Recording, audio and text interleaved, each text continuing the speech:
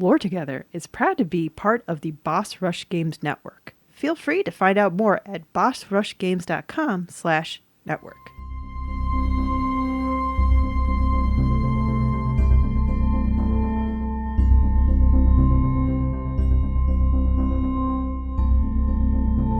Hi, I'm Safi. And I'm Mystic. And this is Lore Together. This is the podcast where a husband and wife team go over all the storytelling, world building, and characters of video games because it's what we like to do together. We lore together. Yep, and this is episode 113.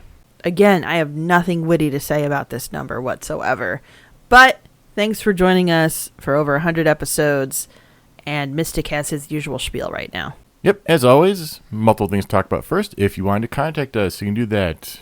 Instagram, Blue Sky, Mastodon, Reddit, YouTube, Steam, and Discord, all in the description down below. Or you can contact us via email at loretogether@gmail.com. And if you'd like to support the podcast, and as always, we hope that you do, you can do that in many different ways. First is thumbs up, 5 stars, whatever it is, wherever you're listening, we appreciate it. The other way is through Patreon at patreon.com/loretogether. We can pay a per episode pledge to get early access to our episodes, early access to our Let's Plays, the ability to vote for our public Let's Plays, such as Lorena Shepard in Mass Effect. Right. As well as access to Safi's upcoming audiobook. It's not don't say it like that. I didn't write the book. I'm just going to record reading Primal Rage Avatars, which I'm actually very excited to do because I have to read it first and then I have to actually read it out loud. Right. I will not know how to pronounce half of those names. I guarantee you. But it'll be fun. We're going to have a fun time with this. That's for sure. I always wonder when people write stuff like that, do they think about how it's pronounced sometimes or do they just throw stuff together? Okay, I'm going to just side note. Oh no. Very quickly. Today at work, I had a work friend read a sample of what I've been writing because I am desperate for validation, as always. And there was a name that I didn't know how to pronounce.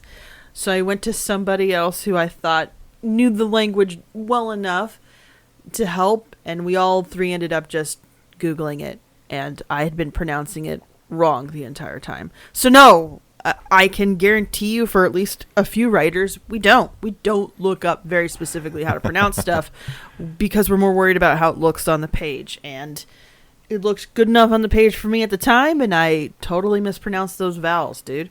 Control F, change name. I also did that a couple of times when it turns out a name that I thought was a completely unique thing I made up was actually secretly a Welsh name. I stumbled into Welsh out of nowhere. But that's another story for another day, and we'll not be covering that today. We are covering something else entirely. P.S. Support our Patreon. That was kind of the whole point of that rant. I'm trying to figure out how to tease this one. Mystic's being stumped on the tease is the tease for me right now. I should just do the Jeopardy music. No, you shouldn't, because I'll just cut it out. I can't think of a way to tease it that you're not going to get immediately. Well, that's too bad for you, isn't it? You should have thought of that before you chose this episode. All right, this is a large universe that is many years in the making. Okay, that's not fair. From a developer we have covered before. Now, I've already told Safi this is not going to be a deep dive when we'll be coming back to this franchise. So that should give her some Why ideas. did I suddenly think Duke Nukem? But no. No. Many years in the making for one of those, yes, but I wouldn't call it exactly a deep universe. No, that's why I was surprised. Kingdom Hearts? I do not want to put myself through that right now, no. This is a recent release. Okay. You thought I was going to get it right away, and I am just not getting it at all. It is not unlike Skyrim. A recent release? Mm-hmm. And is sci-fi. Oh, Starfield. Okay, yes. Fine. It's, or as it was so eloquently put by its lead person on the team, whatever you want to call him, the space game. Which, P.S., We should have known that description was the doom of this series, because it was just the space game. So there wasn't a lot of thought brought into what's going to make that an interesting and compelling thing. So that is a very old descriptor from this development team, that this game has literally been on pages as the space game for about 25 years. Right. Which at 25 years ago, I could see that being, I want to do a space game, and that being a heading somewhere for a few of those years. Yeah, but we're talking about 1999. 25? Even further than that. Something like that, yeah. Yeah, so yeah, 1999. Mm-hmm. The space, even back then though, saying it was the space game for me isn't enough. You know? There were a lot of games that took place in space around that time and before. We have covered a lot of those games that take place in space from that time and before. Fair. Needless to say, we are going to be dipping our toes into Starfield, and this isn't going to be a huge dive. It's going to be pretty broad strokes on purpose. Yeah. Now, I will admit, I'm not completely blind on what happens in Starfield, but also, I do not know a lot of the details. I do not know a lot of the characters. I don't even necessarily know all the basis of what the quote-unquote world, more like universe building, is in this situation. So, some lackluster development decisions aside, I do feel it is a very interesting world. Okay. And it's one that I do kind of want to play in. In fact, that's why I'm not doing a huge deep dive, because there are these new patches coming out. There's new releases coming out. There's a big one that my computer is currently downloading coming out, which will give us some quality of life improvement, give some other things. They're working on other enhancements to the game to fix some of the more common problems people have had. And, you know, we've covered other games that have had development problems. No Man's Sky. Yes. And that's one where the ARC is essentially decided to say, look, we didn't live up to the hype, so we're going to meet where the hype was. And now now No Man's Sky is there. Right. I'm willing to give Starfield that chance as well. I'm not saying Bethesda can't. We could say Fallout 76 did the same thing. Lackluster release and has circled around to be a much better game. A mid MMO, I would say. I wouldn't even call it an MMO. It is apparently a very single-player experience that just happens to have other people at times. Right, which is why I call it mid. Okay, fair. Because part of the point of an MMO, if it's developed well, in my personal opinion, even though I'm not somebody who plays MMOs on the regular, is that it is a social experience. When I did play Guild Wars 2 with you, it was a social experience. Right. When I did play Star Trek Online briefly, the part of it that disappointed me the most was how unsocial it was. Yeah. And even in my teenage days, there are MMOs I've played that I will not name because connotations are bad now in hindsight. But I played them because they were social and I could make friends online and I could play with the friends I already had online and stuff like that. Right. So that's why I would call it mid. If it's a really good game and it's kind of light on the whole massive multiplayer promise, then it's a mid MMO for me. Yeah. That comment completely aside with Starfield, I will admit that a lot of my opinion that I might have a bias, I will come up front. It comes from one person's analysis of it with writing commentary that I generally agree with. And I could see the argument for, but it doesn't mean that it's not a fun game to play for some people, and it doesn't mean that it doesn't have a chance to improve the story or the ending.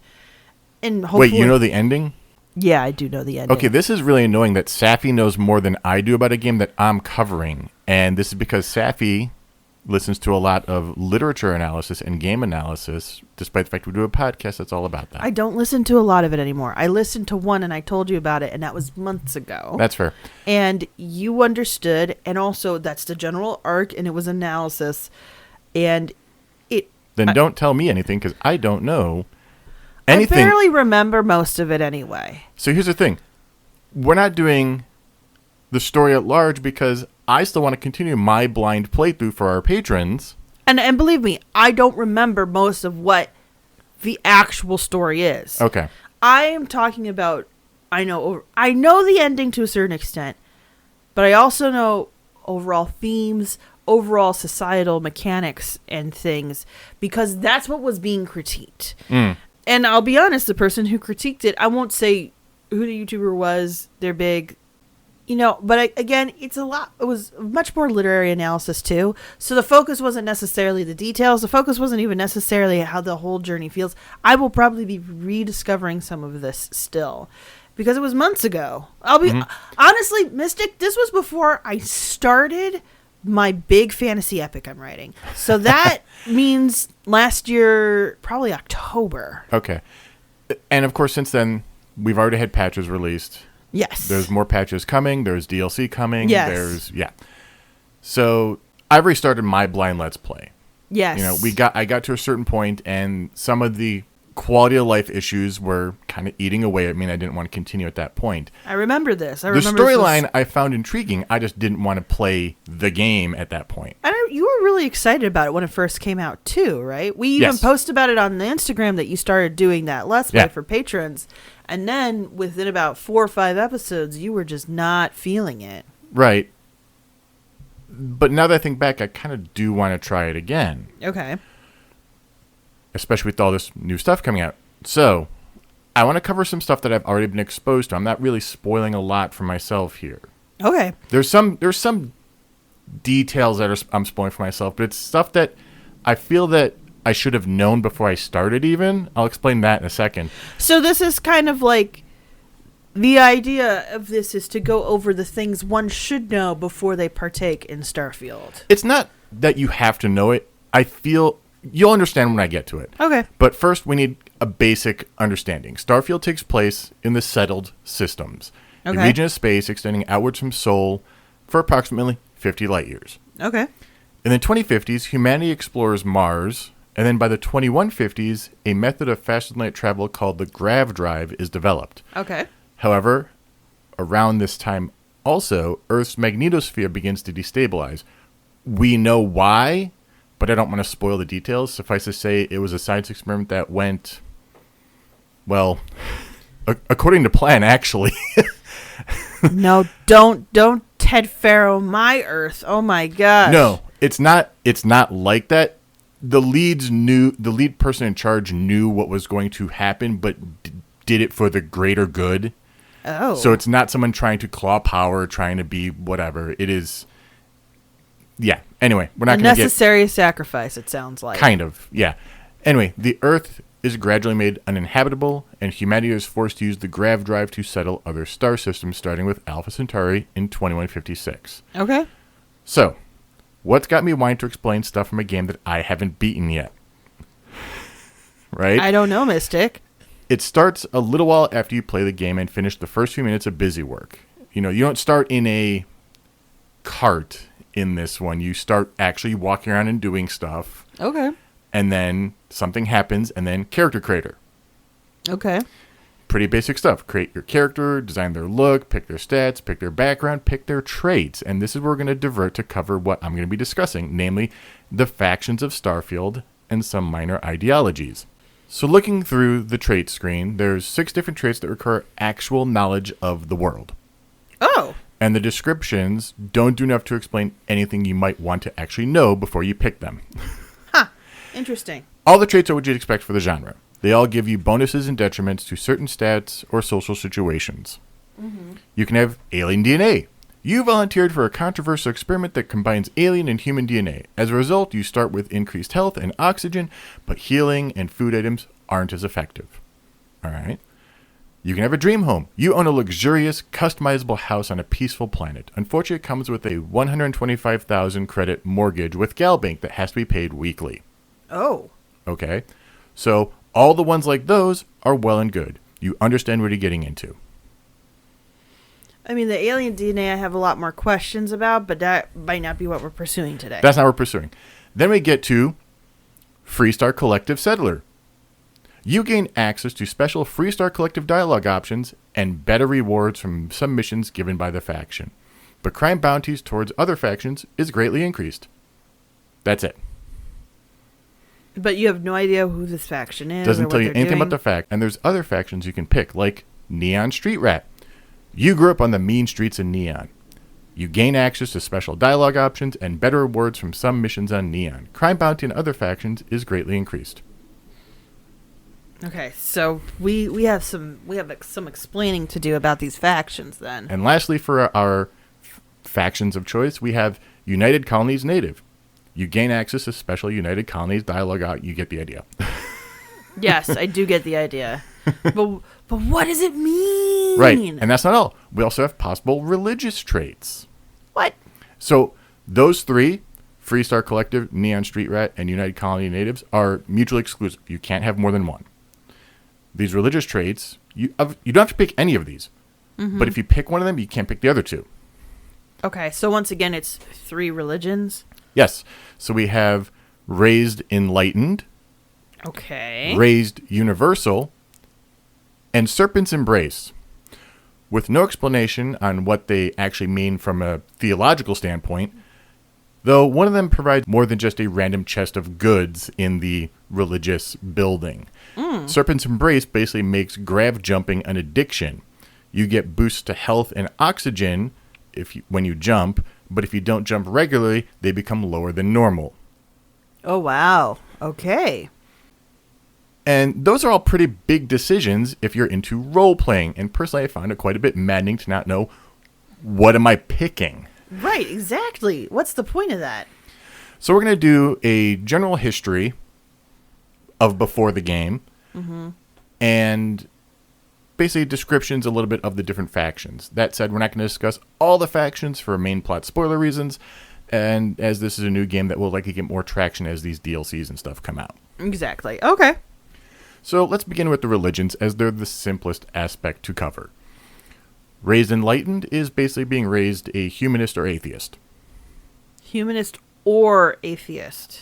They say atheist, but there's also some aspects that I feel also fit humanism. So, right. Yeah. But either way, they don't believe in a higher power. Instead, they espouse that humans should take care of each other. That's definitely humanism. Yeah. The Enlightened create and manage various humanitarian and community outreach programs across the settled systems in order to spread their philosophy and help the local people. So. Yeah, that makes sense. Yeah, that's not just purely atheist. It's been hard to explain that, atheists still need to have some sort of moral code. Right. Outside of just saying, I don't think there's a God. It's like, okay, well, what's the next step then? Right. So you have to do the work. Now, the Universalists, on the other hand, probably called the Sanctum Universalis, Ooh. is the fastest growing religion of the past couple decades. Their core belief is that God exists somewhere in the universe and is guiding humanity to meet him. Okay, that's fair. I mean, as a faith, it's fair, I guess. Universals assert that humanity's invention of the grav drive is evidence of this divine guidance and plan and proof of God's desire to be found. So God's lost, or is God running away, or is God God is a MacGuffin. Yeah, that's what it feels like. So human religiosity in spacefaring games and franchises is always kind of fascinating to me. Yeah. Remember Mass Effect had discussions about how all the religions faltered and scrambled to retcon themselves to incorporate aliens? Right. Yeah. I mean, which is hilarious, by the way. Absolutely hilarious. But Starfield is the first space opera we've done that has no relation to aliens. Make no mistake, there are aliens in this universe, but they're not of the human intelligence sort. They're creatures wandering around Yeah. random planets. Okay.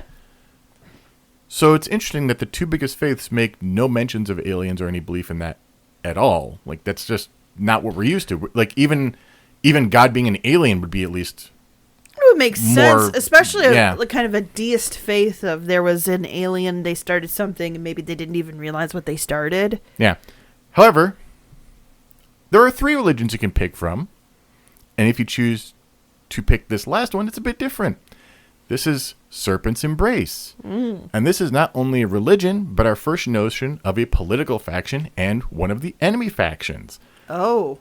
Which is honestly interesting. You can select this at the beginning for your character without knowing it. Without knowing that you're the... so basically, that whole skit, are we the bad guys? Yeah.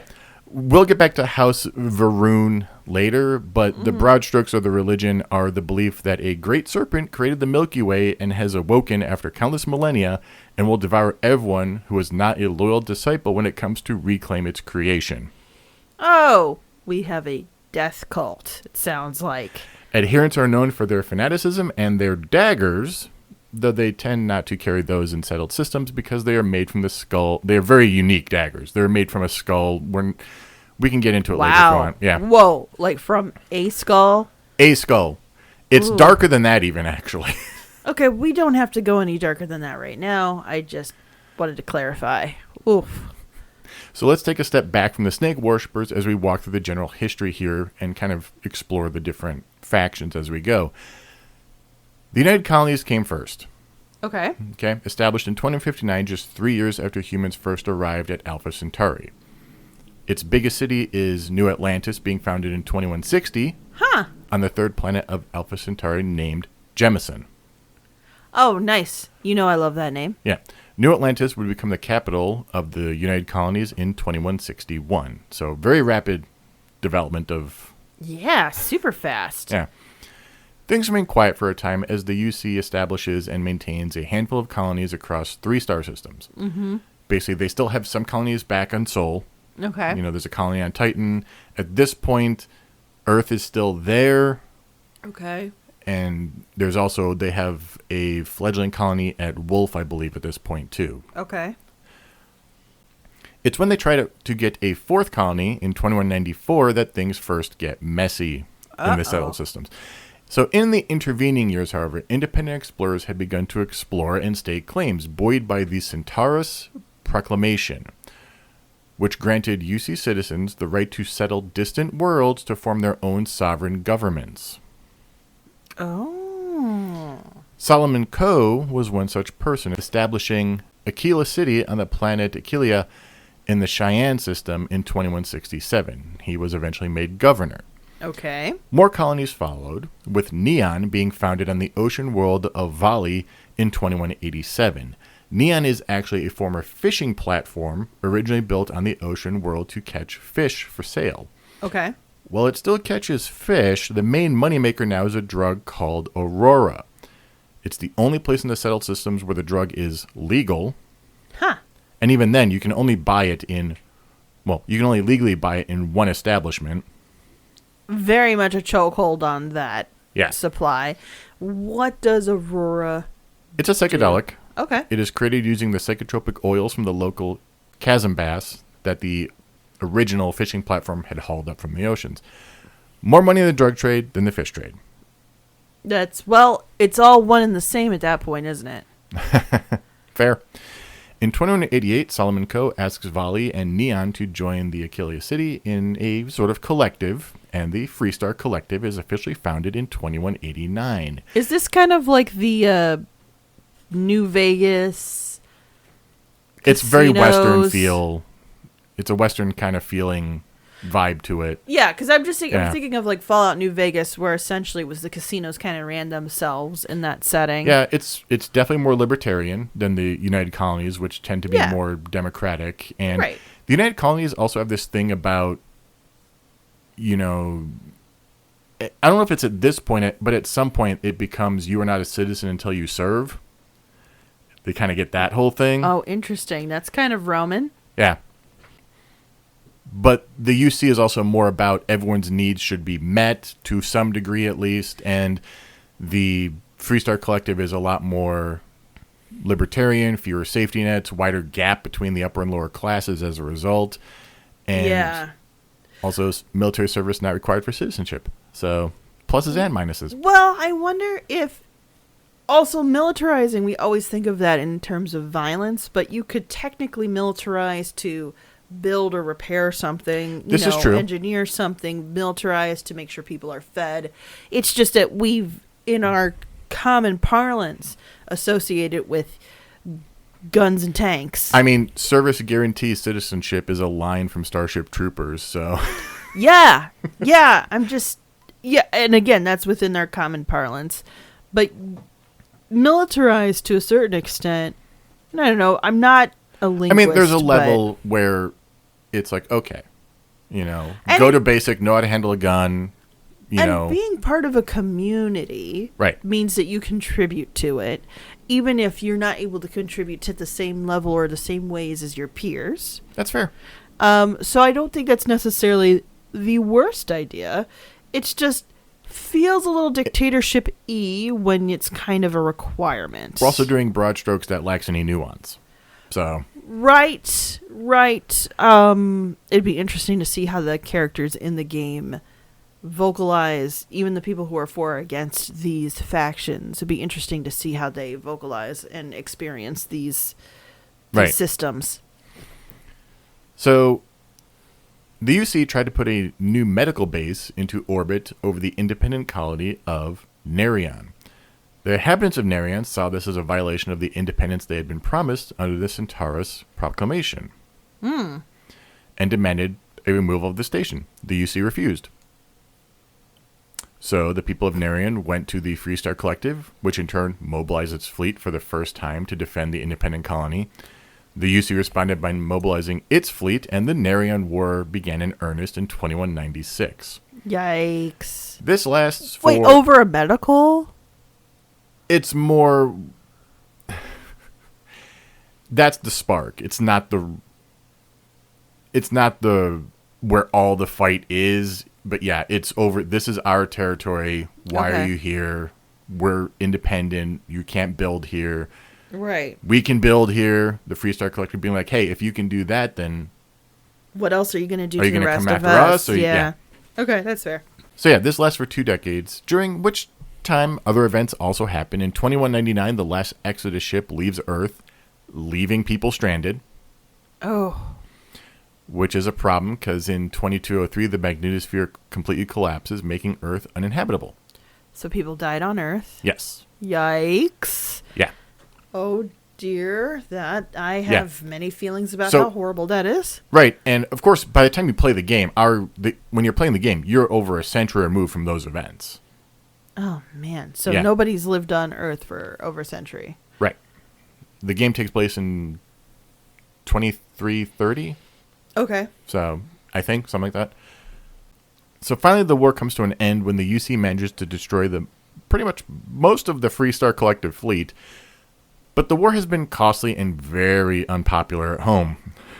I thought we were militarizing to feed each other. I didn't realize there was actually going to be a capital M military thing going on here. Yeah, and of course everything takes a different kind of turn when Earth is now gone and we're fighting other humans. Yeah, You know? feels a little unnecessary overall. We're an Yeah. endangered species now. So, in the end, the Treaty of Narion is signed. The UC recognizes the sovereignty of the Freestar Collective over Narion, and both powers agree to restrict their borders to 3 star systems: Alpha Centauri, Sol, and Wolf for the United Colonies, and Cheyenne, Volley, and Narion for the Freestar Collective. However, while the treaty made it clear that neither group was allowed to establish colonies outside these borders, it did allow for the establishment of outposts, and was not exactly clear on the distinction between those 2 words. Between a colony and an outpost? Yes, more on that in a moment.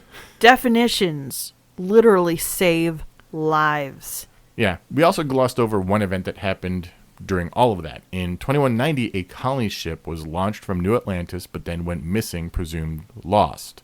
Uh-oh. Now, in 2230, House Varun makes itself known, led by Janan Varun, who was a passenger on that lost colony ship. Oh. During a grav jump, Janan experienced a period of lost time, Wow. during which he had a vision of the Great Serpent in all of its plans and teachings and all that stuff. I could Yep. see that happening when you lose time like that. Yeah.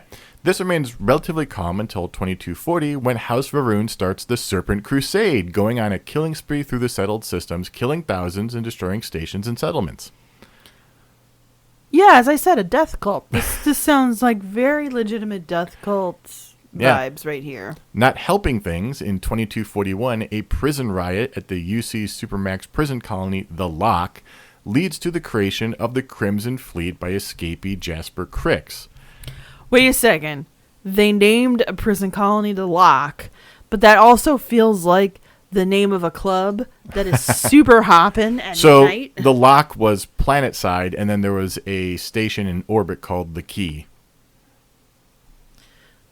Wow, so on the nose. Right? Just right on the nose. So the Crimson Fleet is a very loosely organized faction of pirates who strike at anything they deem to be of value, which is a problem when you have... Basically, they're a new threat in the middle of already a giant crusade war. Mm-hmm. Like, we don't need this right now. Right. The crusade and the House of Varun attacks last for 23 years, only ending in 2263 when Janan Varun dies, leaving his son in control, who immediately opens a dialogue and ceases hostilities. Wow. So it feels like he was hostage to his father's He legacy. literally ends up suing just to have, like, look, we need some sort of talk. Come talk to me. I'm suing you. Like, Oh, wow. Yeah. Okay. Huh. They even go as far as opening an embassy on New Atlantis. Needless to say, after all this, House Varun is not exactly fondly remembered by the rest of the people, which I must stress, again, you have the option of picking this group blindly. Blindly. Being associated with one of the most malcontent aligned groups. Yeah. By accident. By accident. You're like, oh, that name sounds cool. Oh, why does everybody hate me? Huh. In 2275, a group of explorers calling themselves Constellation starts a base of operations in New Atlantis to better explore the galaxy and the universe at large and advocate for that very mission. Mm-hmm. Basically, we are here to explore. Let's explore. We're going to put the money towards exploring. We're going to put the money towards pushing politics to explore. Mm-hmm. That's their whole shtick. Okay. And that's the last we're going to hear about them in this episode, because that is a lot of the main plot is uncovering Constellation. So. Oh, interesting. Okay. 2306, the United Colonies begin a xenomorph warfare program, bioengineering creatures into ruthless killing machines. There is absolutely no way that this can go wrong. Wait. We're bioengineering xenomorph animal. So we're bioengineering weapons. Mm-hmm. So who thought of this and who paid them to do this? This is a United Colonies project. Oh, real? Oh, wow. For the greater good, huh? Great. So what? Is this one of those things where if somebody goes on their outpost and starts something, you just drop a dinosaur and then say, have fun? No, so in your first hour, when you do your blind first hour, you will hear one of these things on recordings, and it is terrifying, but it's also removed from where you are by a few decades at least. So I also would think that maybe if you're going to hopefully terraform or do something, you could develop animals that actually are naturally inclined to, I don't know, till soil, plant seeds, nope, killing find machines. water, useful things. I was giving United Colonies so much of credit just now, and I feel like they've betrayed me for the little time that we've known each other. Things again remain relatively calm until 2307, when the Freestar Collective starts a new outpost on Vesta in the Lunara system, which sounds like a colony to the UC. Yeah, that does. They lodge a formal complaint that it is in violation of the Treaty of Narion. Diplomatic talks don't go so well, though, so the UC puts the Vesta colony on siege. Oh, great. Resulting in the deaths of all the colonists, beginning a new colony war. Let me guess, did they drop some xenomorphs and let them go to town? Xenomorphs do make an appearance during the war, but not the way you'd probably expect. Oh? So there's a lot of fighting in this fairly brief war, actually. Compared to the other ones, this is only 4 years long. Only 4 years, he says. Right. I mean, the Crusade was 23. The War of Narion was 20. Like, 4 years is... Decreasing hostilities. It's a decrease in hostilities, but when you say crusade, of course, I was also thinking of the historic crusades, Fair. which went on a lot longer. That's fair.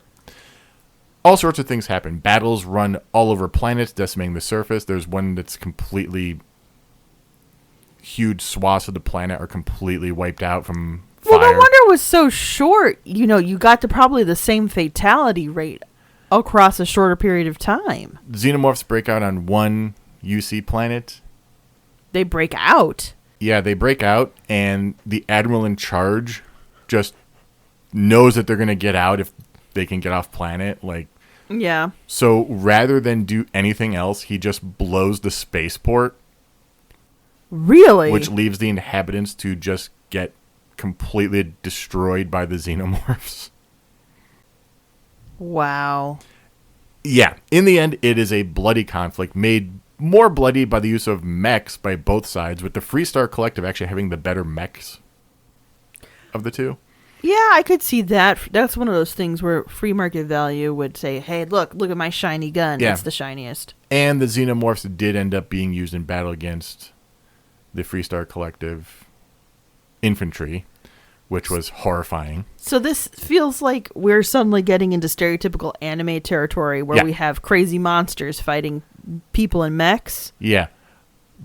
But as a result of how insanely violent and bloody everything was, both forms of weapons are completely banned during the following armistice, as well as war crimes given out for all the various military officials on both sides who made some terrible decisions like blowing up a spaceport. Yeah, blowing up a spaceport sounds like a drastic solution. Yeah, and not giving up the fight over a planet that was being decimated. Oh, man. There's... being stubborn is just to that scale. Yeah. Should definitely be a crime. Honestly, yes. Honestly, some of these things are just kind of, jingoism and machismo and stuff, but also some of it is kind of like when we talked about in a couple episodes ago, we mentioned Logain and how he just cannot forgive. He can't let go. Yeah. He just absolutely cannot let go. So you still have that aspect coming into play here too, because some of these people had relatives who were in the last war or were in the last war themselves or fought in the Crusade. They can't remember. It just reminds me, years ago, I took a trip to Europe, and I won't give a lot of details on the trip, but there was a lot of discussion about the EU at the time and about how it was such a big deal because they were able to avoid war for 60 years. And I think for a lot of Europeans who each generation had their own war, very specifically had to survive, had to have meager stuff, and then there was a whole generation who didn't have to experience that. And through basically generational storytelling, they kind of understood the importance of it. So it kind of kept coming up in the context of the stuff we were doing during this trip. And I never thought about it as profoundly because being an American, we're very much in a kind of a sheltered position. So I could imagine holding a grudge. You're like, well, my dad died in this war and you guys are starting this again. So I can't let you get away with it this time. You took my dad or something of that nature, Yeah. So the armistice is ratified by the Freestar Collective, the United Colonies, and House Varoon, and basically sets up a tribunal to deal with all of these war crimes and stuff that happened, and set up memorials and all the stuff you'd expect. Now, that is roughly where all the factions are some 19 years later when the events of the game begin, with the exception of House Varoon, which has gone into isolation, much like they were before their arrival in the scene 10 years before the Crusade. Some zealots continue to exist in the settled systems, though, and continue to harass the citizens. Now, that's not to say things have been static. Right.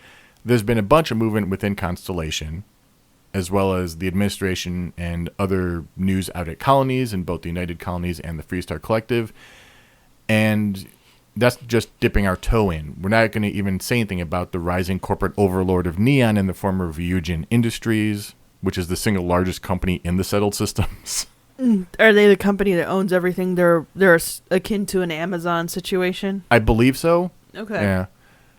So all that world building will have to wait. And it feels kind of bad because, we have the United Colonies native, we have the Freestar Collective settler, we have the Neon Street Rat kid. Yeah. And the Neon one just kind of gets swept up because, in the history anyway, because Wow. Neon is just part of the Freestar Collective. So it's kind of like those two are kind of nested in a weird way. Yeah. So, but it's more like, do you want to play more with class dynamics rather than being a regular citizen? Yeah. And Neon is also like a pleasure city due to the tourist aspects, the drug trade, and all that. So, Yeah. it's definitely more of like a cyberpunkish feel, which Street Kid makes more sense than Freestar Collective, which feels very Western-ish, like cowboy Western-ish Fallout. Right. Exactly. Yeah. Well, in Fallout specifically, I think of Fallout New Vegas. Yes. Because it was very much the Wild West and part of which is, again, I'll have to cover that game and the factions within it because it is fascinating, but it's one of those things where it's a Wild West where everybody's free.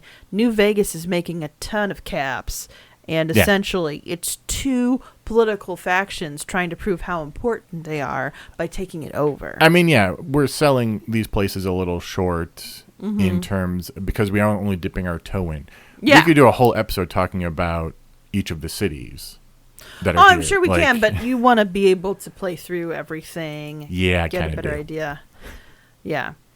And I've learned stuff I definitely did not know before, Mystic, so... Does it change your perception? No, it does not change my perception merely because it does not affect the analysis that I watched, and if the analysis is true, agreed with. Again, it's a video essay. They made an interesting argument, and I tended to agree with it. I'm willing to be swayed a different way. I'm willing to have my mind change. I'm willing to admit that they possibly actually did some DLC that actually fixes things, unlike how I felt about other games who claim to do such things. I do find it interesting that they have these political dynamics. From what I heard in the video essay, those dynamics don't really affect the end of the game quite in any fulfilling way. And at least on an socioeconomic level, there's not a really good deep discussion or understanding of how those dynamics affect people, the way they live, and how other characters would react to it. And again, this was based on when the game came out. Yeah, and we can also talk about the ending of a game. I think I know where this goes a little bit because I do know a little bit about the ending. But in my mind, it also felt a little bit like No Man's Sky. It felt like a less fulfilling version of that from the way it was described to me. I mean, there are people who say No Man's Sky has no good story and no ending, which we know that's kind of untrue, yeah. I'm always wary of people who do what we do. I mean, we have our own bias and everything when we report. Of course we do. Of course we do. So it's like I take what we say with a grain of salt if I was listening. No, and I don't think there's anything wrong with that. There are people who, in general, when I watch or read them, I am more inclined to agree with just because I more consistently find myself coming to the same conclusion with or without their input. And this is one of those cases where I find that to be true, but also, as you said, there are things that have changed in the months since I saw that video essay. And to be honest, we're not really talking about that stuff in this episode. We're talking about the political factions stuff that would make the game interesting. What I think is very telling is I don't think those political factions were either touched upon, or if they were touched upon, they were brought up as a non-invasive element of the world building, which I think is to the detriment of storytelling in a world that's developed like this. Right. And, I did say earlier this is like Skyrim. Yes. In that, let's be honest, in Skyrim, there is a main plot, but it's not the reason most people play the game. Right. So Skyrim has, a pretty good plot in my opinion, but I've only played it once. Right. But I have over 24 characters that I've completed their stories and done.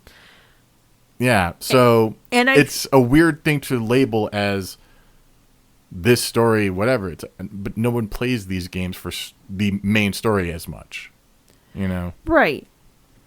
But anyway, I'm just rambling on it. I think something that will always affect me was the promise in Mass Effect.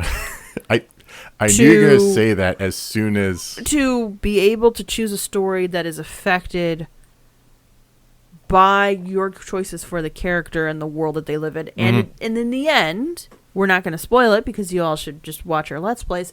In the end, after 3 games, even after they had DLC and they updated stuff, it still felt lackluster. So I feel like there's this part of me that's always chasing an experience that really values that input from the player to help shape the story in a way that they feel like they have told their story and it is uniquely different enough from many other people's stories who played the same game. Outside of something like an MMO where you are very legitimately choosing factions and doing different plot points and other stuff, outside of playing a tabletop RPG, which isn't really a video game, even if you're doing it in virtual settings, I feel like there's always going to be a part of me until there's a game that comes out that really fulfills it, that's going to be wanting for such an experience because it was promised to me so long ago and I can't let it go. So when there's a game like Starfield that comes out and there's this illusory promise of that, I still cling on to it, and that might be my own folly, and I'm willing to admit that because it's my big white whale. It's my Moby Dick. It's my Moby Dick. That will just take me down forever. It's like it's just a fascinating concept. As somebody who I write my own stories. I find them fulfilling. Other people find them fun, from what I can tell. But it's still linear. It's still one path. Right. It's still all you can do. I love choose your own adventure stuff. I didn't do the regular choose your own adventure book. I did the R.L. Stine versions. But those were super fun, and being able to choose that and seeing how many different iterations there were, those were really fun to me.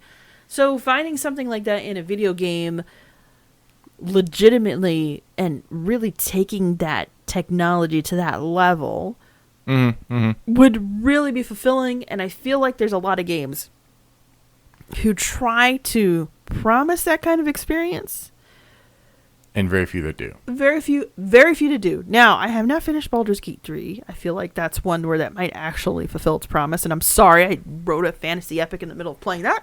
But other than that, there's not a lot of games that do that after they kind of promise that ideal. I mean, it's interesting you mentioned Baldur's Gate 3 because Baldur's Gate 3 had to add in epilogues in a patch because the developers didn't think people cared about that. Right. But there were other things they did. No, yeah. That There's a lot did show that they knew that players would care about certain choices. Right. Including choices that are, quote unquote, garbage choices. Right. You know, that would really affect the game to the point where you're getting a game end point because you didn't think through your choice enough. Right. If you guys want an example and you haven't played Baldur's Gate 3, the character of Gale is a fantastic option, and how some people have found loopholes to what is supposed to be presented at the beginning of the game if you do not do a couple of actions that turn out to be game changing. Right. So, and you're right. You can't predict everything that every player is going to want to do. That's completely fair. But the idea that you can have a truly unique experience, a lot of these AAA developers have been chasing this promise and hoping to give everybody this fix, and very few, I think, actually do it. And that might be part of the reason why, not only are people found wanting, but then you're more likely to get a really in-depth analysis of like, well, why don't I feel like this is giving me what I want? And then it turns out they find some other writing tragedy or trope or crutch that's been used. It's also kind of, disappointing. Fair point. I know that was a bit of a rant that I don't think anybody really expected, but I'm just thinking about it in terms of my own experience. I'm like, I'm chasing that experience of like, this was truly my story. This was truly my creation. This was truly what I wanted for my character. Because you could do like what a lot of the video games we cover do and just tell a singular linear narrative story very well with interactive elements, fantastic visuals, great development of character, story, and world, and still have a really solid, good video game. But because of the kind of technology a video game is, you're always like, it's that Moby Dick. You're constantly chasing it. There's going to be that one that hits all those boxes and gives you that experience that will truly be individualized. Well, we'll see.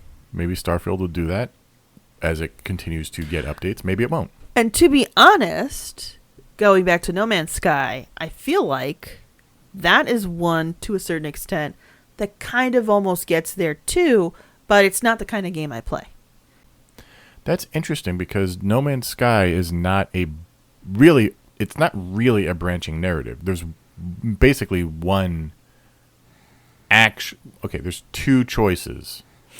But because if you're not, it's also like Starfield and Skyrim in a sense of you're not really playing it for that main storyline. That main storyline was very much put in later. So it's kind of like a step up from Minecraft in the sense of you're kind of making your own goal, figuring out your own way.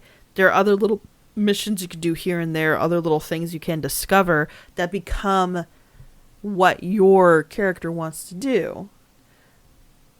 So I would say it's closer there than say even the Mass Effect series to that extent, just because it gives a little bit more variety. But I don't think it's a complete. It is kind of a sandbox game, but I don't think it's as complete of a sandbox game as a Minecraft. Okay. Yeah. All right. Well, that was a lot longer outro than I thought we were going to have, but I'm sorry. I hope people found that interesting, and I would love to hear what other people have to say. We're on the Boss Rush Discord if you want to continue this conversation. Yep. And if for some reason you're not able to find a link, you can always reach out in the context that Mystic said before, very specifically at Lore Together on the Instagram gets to me, and I'd be happy to send you one. Yep. But also loretogether@gmail.com. Mystic can send you one. Yep. And we'd be happy to talk with you more and hear what you have to say. Or on Blue Sky. I'm also on Blue Sky. Hit us up there. But thanks for listening. Thanks so much for listening. We'll catch you guys next time. Bye. Bye.